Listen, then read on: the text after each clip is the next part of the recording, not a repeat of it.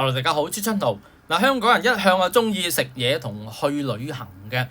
近年嘅行為模式有冇變化或者點變化呢？最近信用卡品牌 Visa 就發布咗一個最新嘅消費者支付取態研究5.0，係講香港外遊旅客嘅行為同偏好嘅，清晰勾畫出香港人出境旅遊嘅新常態。研究顯示即使面對經濟環境轉變啦，仍然有8%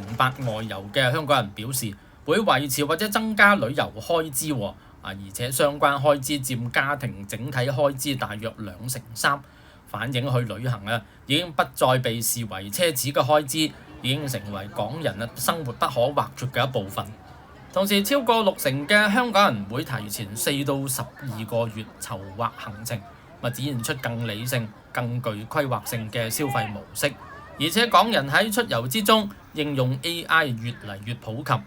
調查指有53%外遊嘅港人已經將 AI 視為實用嘅行程規劃工具，估計用豆包DeepSeek 或者 Google 嗰啲AI 輸入目的地或者你想去邊度叫佢規劃一個5日6日嘅行程出嚟，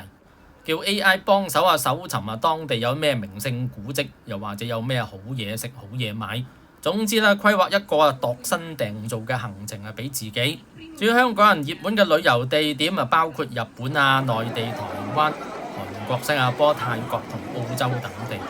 而其中有1/4嘅外遊港人將餐飲探索即係揾啲好嘢食視為去旅行嘅主要動機，主動探索目的地嘅地道菜式或者街頭小食。香港人一向好中意食嘢嘅。好啦，講到重點喺支付方式方面安全方便成為港人嘅首要考量。咁認識支付廣受信用而家越嚟越多香港人用 Apple Pay 等等嗰啲方式去支付㗎啦嚇。至於佢哋亦會相當之留意或者重視信用卡嘅獎賞回贈同埋喺咩地方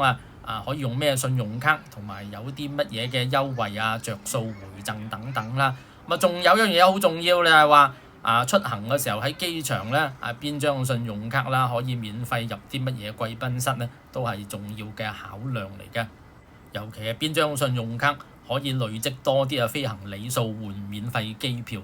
呢個好好玩㗎，又可以揾到着數。總之Visa 香港就話唔少香港旅客已經將規劃行程視為旅遊體驗嘅一部分。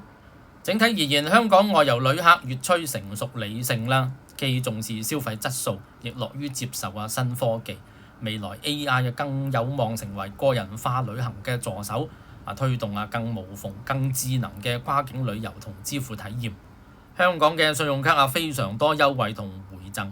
特別去旅行好使好用，所以唔少澳門嘅朋友都會過香港嗰度試下開卡嘅。好，呢集睇到先，想支持我嘅訂閱，我哋下集見。